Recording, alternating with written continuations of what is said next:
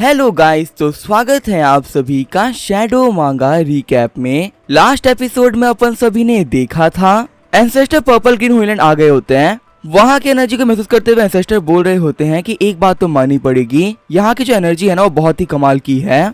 अगर मैं यहाँ पे कैसे भी करके सेट में जा पाया ना तो ये मेरे लिए काफी ज्यादा अच्छा होगा। जैसे ही एंसेस्टर थोड़ा और आगे बढ़ते हैं उनकी तरफ एक अटैक आने लगता है। एंसेस्टर बोल रहे होते हैं कि अटैक करने का कोई फायदा नहीं है क्योंकि तुम्हारे ये अटैक्स ना मैं कुछ नहीं बिगाड़ सकते। ये बोलते हुए वो अपनी तरफ आ रहे अटैक को डिस्ट्रॉय कर देते हैं। लेकिन तभी 3 एल्डर्स आते हुए एंसेस्टर गले पे तलवार रख देते हैं। एल्डर्स बोल रहे होते हैं कि आखिर तुम्हारी हिम्मत कैसे हुई हमारे पर्पल ग्रीन होलैंड में घुसने की। यहाँ पे घुसने से पहले तुम्हें पता होना चाहिए था कि आखिर तुम कहाँ आ रहे हो। जू जीटियान बोल रहे होते हैं कि जब अपनी शक्ल दिखाओ कि आखिर तुम हो कौन, जो कि यहाँ पे इतनी हिम्मत रखते हो कि हमारे होलैंड के अंदर अपनी मर्जी से आए जा रहे हो। जू जीटियान सोच रहे होते हैं कि जो ये बंदा मेरे सामने खड़ा हुआ है ना, इसी कल्टीवेशन लेवल बहुत ही कमाल की है क्योंकि यहाँ पे खड़े होकर मैं इसे कल्टीवेशन को सेंस नहीं कर पा रहा हूँ। पक्का से ये बंदा कोई एक्सपर्ट होगा जैसे कि अपने कल्टीवेशन को हाइड कर लिया है, क्योंकि इस वर्ल्ड के अंदर ना ऐसे बहुत ही कम लोग हैं जो कि अपने कल्टीवेशन को हाइड कर सकते हैं। अगर ये मास्टर यहाँ पे अपॉइंटमेंट लेके आए होते तो ये काफी ज्यादा वैल्यू करता, पर ये बिना किसी बात के हमारे सेट के अंदर घुसते हुए आ रहे हैं जो कि अच्छी बात नहीं है। हमारे सेट के ना काफी क्लियर रूल्स हैं। अगर कोई भी एक गेस्ट के तौर पे आता है तो उसका वेलकम बहुत कमाल का होता है, पर अगर वही बंदा हमारे सेट पे घुसने का ट्राई करता है तो हम उसे कभी नहीं छोड़ते। एंसेस्टर बोल रहे होते हैं, देखो जूनियर, मुझे यहाँ पे फालतू बातें करने का कोई शौक नहीं है। मैं यहाँ पे जिस चीज के लिए आया हूँ ना मैं वो क्लियरली बता रहा हूँ। तुमने अपने सेट के एंट्रेंस पे एक कोरियोग्राफी लगा रखी है और उस कोरियोग्राफी की वजह से तुम्हारे पूरे सेट को ना बेहद ही कमाल की एनर्जी मिल रही है। फटाफट से वो कोरियोग्राफी मेरे हवाले कर दो। अगर तुम ये काम कर देते हो तो आज तुमने यहाँ पे जो भी कुछ किया है ना मैं भूल जाऊंगा।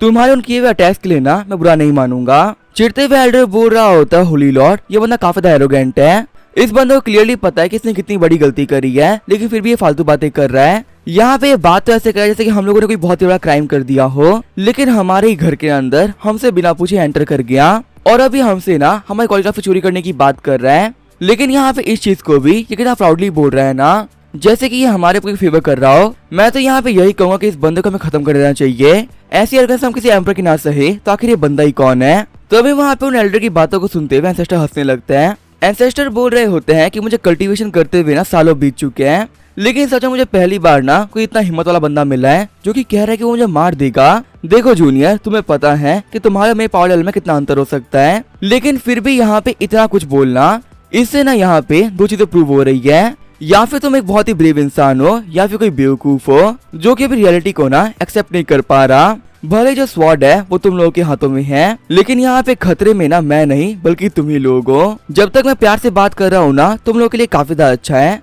लेकिन जिस पर मुझे गुस्सा आ गया ना तुम्हें से कोई नहीं बचेगा। तो इसी वजह से अपनी स्वॉर्ड और अपनी आवाज को नीचे ही रखो। चिढ़ते हुए जू जीटियान बोल रहे होते हैं कि तो गलती करना और उसके बाद में यहाँ पे इतनी फालतू बातें करना, इसे हम एक्सेप्ट नहीं करेंगे। सारे के सारे एल्डर्स फाइट में रेडी हो जाओ। भले यहाँ पे ये बंदा कोई भी हो, हमें सबक सिखाएंगे। तभी वहाँ पे जितने भी एल्डर्स होते हैं स्वॉर्ड को समन करना स्टार्ट कर देते हैं। अपनी स्वॉर्ड को निकालते हुए जू जीटियान बोल रहे होते हैं कि फॉर्मेशन को स्टार्ट करो। ये बोलते हुए लोगों ने एंसेस्टर के चारों तरफ एक फॉर्मेशन बना दी होती है। एंसेस्टर बोल रहे होते हैं कि तुम लोग कितने नादान हो, मैं तुम लोग को बता दिया कि मैं कितना पावरफुल हूँ, लेकिन फिर भी तुम लोग मेरे खिलाफ फाइट करने का ट्राई कर रहे हो। चलो एक बात तो माननी पड़ेगी कि तुम लोग के अंदर काफी अच्छी हिम्मत है। एटलीस्ट मैं यहाँ पे ऐसे लोगों से फाइट तो नहीं कर रहा जो कि बिल्कुल ही बेकार है, पर यहाँ पे ना तुम लोगों को पावर होना चाहिए कि एक ट्री का हिलाने के लिए ना ट्रैक्टर की जरूरत पड़ती है। तुम जैसे बच्चे ना एक ट्री को नहीं हिला सकते। तुम्हारे पास तो बहुत ही कम मैजिकल पावर्स है। इतनी कम पावर के साथ में तुम मुझे मारने के सपने देख रहे हो। वो तो चलो यहाँ पे तुम्हारे सेट के 4 बंदे आ रखे हैं, अगर तुम्हारे पास सेट भी यहाँ पे आ गया होता ना तो भी कुछ नहीं बिगाड़ पाता। ये बोलते हुए एंसेस्टर वहाँ पे बहुत ही खतरनाक एनर्जी को बाहर निकाल देते हैं। हम देखते हैं वहाँ पे एंसेस्टर की एनर्जी की वजह से सभी लोग उड़ते हुए गिरने लगते हैं। खून का हंसते हुए पहला एल्डर बोल रहा होता है कि आखिर इस बुड्ढे के पास में कैसी पावर्स है, हमारी इतनी पावरफुल फॉर्मेशन को इसने काफी इजीली डिस्ट्रॉय कर दिया। दूसरे एल्डर बोल रहे होते हैं कि मैं ये बात मान चुका हूँ, ये बंदा हमारी इलम से बिलोंग नहीं करता। मैं इस बात की गारंटी कर सकता हूँ ना कि ये पक्का से कोई एंशिएंट मार्शल आर्टिस्ट है जो कि अभी ना कम से कम ट्रांसजेंडर इलम पर तो है ही, या फिर शायद से ना ये इससे भी काफी ज्यादा ऊपर जा चुका है। तीसरे वाले एल्डर बोल रहे होते हैं, लॉर्ड आपको पता है ये बंदा ना अपने माहिर इलम में पहुंचने वाला है और यहाँ पे हम में से खड़ा कोई भी इसकी बराबरी नहीं कर सकता। अभी हम तीनों ही एल्डर्स वर्ल्ड इलम से काफी ज्यादा ऊपर हैं, लेकिन इस पावर लेवल के साथ में माहिर इलम का मैच करना बिल्कुल इम्पॉसिबल है। वही हम देखते हैं जू जीटियान को जो कि अपने घुटनों पे आ गया होता है। जू जीटियान बोल रहा होता है कि मुझे पहले से लग रहा था कि यहाँ पे इस बंदे के साथ में ना कुछ तो काफी ज्यादा अजीब है। जब से ये बंदा यहाँ पे आ रखा है ना, तब से मैं ट्राई कर रहा था कि मैं इसे कल्टीवेशन को सेंस कर लूं, लेकिन पता नहीं क्यों मैं इसे कल्टीवेशन सेंस ही नहीं कर पा रहा था। अब जाके पता चल रहा है कि ये बंदा एक टॉपर कल्टीवेटर है। एंसेस्टर बोल रहे होते हैं, जूनियर्स तुम लोग को मुझसे फाइट करने की कोई जरूरत ही नहीं है।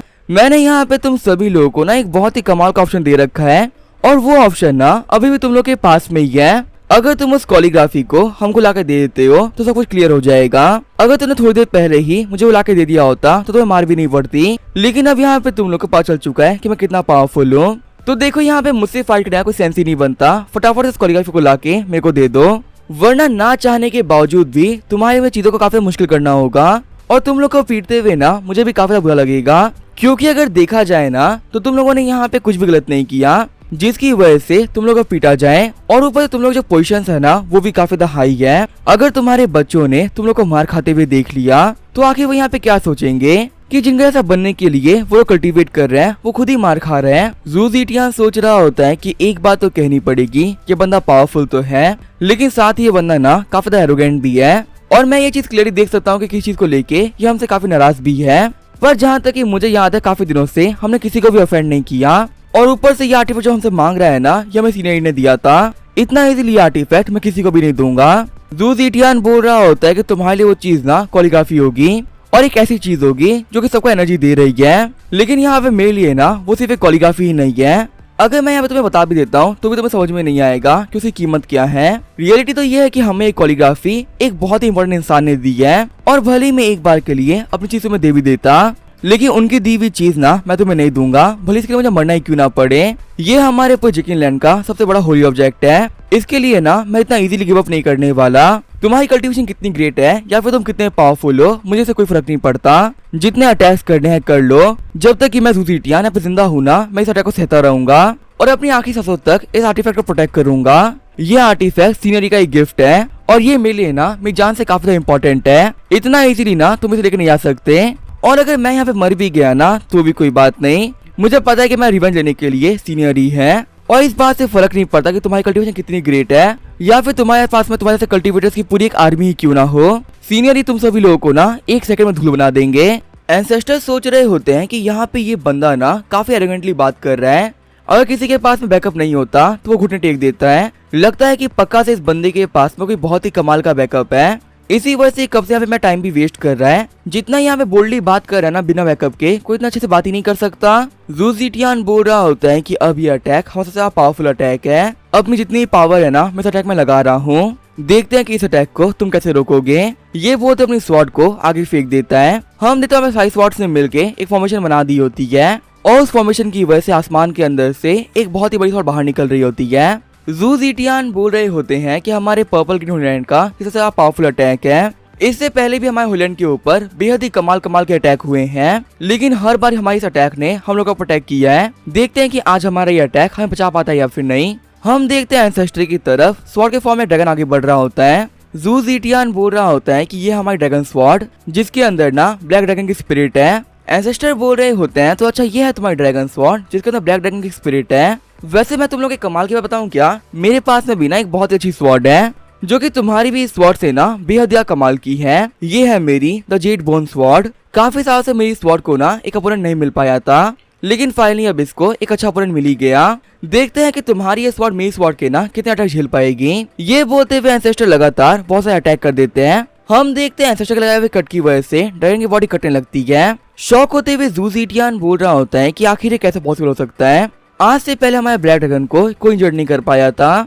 लेकिन यहाँ पे सीनियर मास्टर अपनी पावर का यूज करते हुए हमारे ब्लैक ड्रैगन के अंदर भी कट लगा पा रहे हैं। आखिर यहाँ पे इस बंदे की स्वॉर्ड में कितनी पावर है जो कि सोल को भी काट पा रही है। पहले वाले एल्डर बोल रहे होते हैं सीनियर ब्रदर यहाँ फाइट करने का कोई फायदा ही नहीं है। यहाँ पे इस बुढ़े चोर के पास में ना बेहद ही एक्स्ट्राऑर्डिनरी स्ट्रेंथ है जिसकी बराबरी हम लोग कहीं से भी नहीं कर सकते। कब से कमीना हमारे साथ में खेल रहा था, अगर ये चाहता तो पहले अटैक के साथ ही हम सभी लोग खत्म कर देता।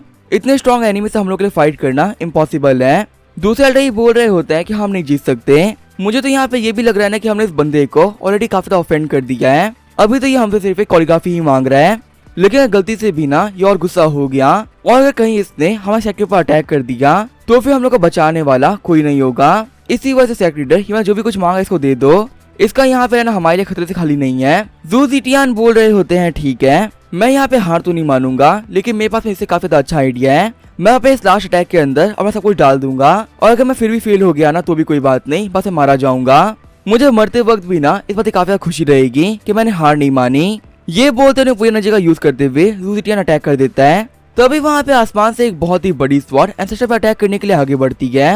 एंसेस्टर बोल रहे होते हैं कि इन लोगों के साथ क्या दिक्कत है, बड़ी बड़ी स्वॉर्ड से अटैक करके क्या ये थकते नहीं है क्या? और ऊपर से यहाँ पे लोग कितनी हीरोइक बातें भी कर रहे हैं। इन लोगों की बातों को सुन सुन के मेरे सर में दर्द हो चुका है। जब इन लोग को ऑलरेडी पता है कि चाहे कितना जोर क्यों लगा ले ये लोग नहीं जीत सकते, तो यहाँ पे ऐसी फालतू बातें करने का क्या ही फायदा है। चुपचाप से हार मान लो, क्योंकि वैसे भी एंड में आके ना तुम लोग को हार ही माननी थी। लेकिन चलो कोई बात नहीं, अब जबकि तुम लोग नहीं मान रहे तो वो तुम्हारे इस अटैक को भी ना मैं डिस्ट्रॉय कर ही देता हूँ। ये बोलते हुए स्वॉर्ड को बड़ा करते हुए वो अटैक करने के लिए आगे भेज देते हैं। स्वॉर्ड्स के टकराने के बाद में जो ज़ूज़ीटियन की स्वॉर्ड होती है वो टूटना स्टार्ट हो जाती है। शॉक होते हुए सारे एल्डर्स बोल रहे होते हैं कि आखिर ये कैसे पॉसिबल हो सकता है, हमारी सबसे स्ट्रॉन्गेस्ट स्वॉर्ड कैसे टूट गई। ज़ूज़ीटियन ही बोल रहा होता है कि मुझे ना अपने आप को बिलीव नहीं हो रहा है। मैंने जो अभी ये अटैक किया है ना, ये हमारे पूरे होली लैंड का सबसे ज्यादा पावरफुल अटैक है। हमारे एंसेस्टर की छोड़ी हुई टेक्निक में से ये सबसे ज्यादा पावरफुल में से एक थी, लेकिन यहाँ पे ये भी काफी ज्यादा इजीली हार गई। इस बुढ़े चोर ने कैजुअली अपनी स्वॉर्ड को फेंक के मेरे इतने पावरफुल मूव को ना खत्म कर दिया। लगता है कि सच में इस बंदे को हराने के लिए ना हमारे पास में कोई तरीका नहीं है। तो क्या सच में ये हम लोग का अंत है क्या? सीनियरी की ब्लेसिंग होने के बावजूद भी क्या हम सभी लोग मारे जाएंगे? एंसेस्टर बोल रहे होते हैं कि मैंने वांगजियान सेट को ना आज से 1000 साल पहले फाउंड किया था, और एक फाउंडिंग एंसेस्टर होने की वजह से सभी लोगों ने मेरी काफी रिस्पेक्ट भी करी है। अगर मैं सच कहूं तो मेरी पूरी लाइफ काफी पीसफुल रही है, और बहुत ही कम बार मुझे फाइट करनी पड़ी थी। लेकिन ज्यादातर लोग मेरी पावर को देखने के बाद में झुक जाते थे। जूनियर, अगर मैं सच कहूं तुम्हारी बेबी को देख के मैं काफी ज्यादा खुश हुआ हूँ, और तुमसे फाइट भी करने में ना मुझे काफी ज्यादा अच्छा लगा। मैंने एक मूव क्रिएट किया था जो कि सबसे पावरफुल मूव था मेरा, लेकिन मुझे कभी भी ना कोई ओपोनेंट मिला ही नहीं जो कि मुझसे फाइट करने के लिए एंड तक तैयार हो। इसी वजह से अपने उस मूव को मैं कभी यूज नहीं कर पाया, और मैं कभी ये भी नहीं जान पाया ना कि मेरा वो मूव सच में कितना पावरफुल था। पर लड़के, मुझे पहली बार ऐसा कोई बंदा मिला है जो कि मुझसे फाइट करने के लिए ना किसी भी तक जा सकता है, और तुम कहीं से भी हार मानने के तैयार नहीं हो। तो इसी वजह से ना यहाँ पे ऑनर्ड फील करो, क्योंकि मैं तुम्हारे ऊपर अपना सबसे स्ट्रॉन्गेस्ट मूव सबसे पहली बार यूज करने वाला हूँ। ये है द ग्रेट स्वॉर्ड ऑफ किंगशिंग, एक ऐसी स्वॉर्ड जो सब लोग याद रखेंगे। मैं सभी लोग को बताना चाहता हूँ कि ये स्वॉर्ड ना स्वॉर्डमैनशिप की पीक है। इससे आगे बढ़ने के सपने कोई नहीं देख सकता, और पूरी वर्ल्ड में सबसे ज्यादा पावरफुल स्वॉर्ड्समैन और कोई नहीं बल्कि मैं ही हूँ। फिर अटैक करने के लिए अपनी स्वॉर्ड को एंसेस्टर ने आगे बढ़ा दिया होता है। हम देखते हैं एंसेस्टर के उस अटैक की वजह से एक ड्रैगन बन गया होता है। शॉक होते हुए पहले वाले एल्डर बोल रहे होते हैं कि ये हो क्या रहा है। यहाँ पे इस ओल्ड थीफ ने ना बहुत ही खतरनाक अटैक को यूज कर दिया है। यहाँ पे ये अटैक इतना पावरफुल है जो कि किसी को भी खत्म करने के लिए काफी है। अगर मैं सच कहूं तो हमारी लीडर की जान काफी खतरे में है। हो सकता है कि उनकी बॉडी को ना ये टुकड़ों में बांट देगा।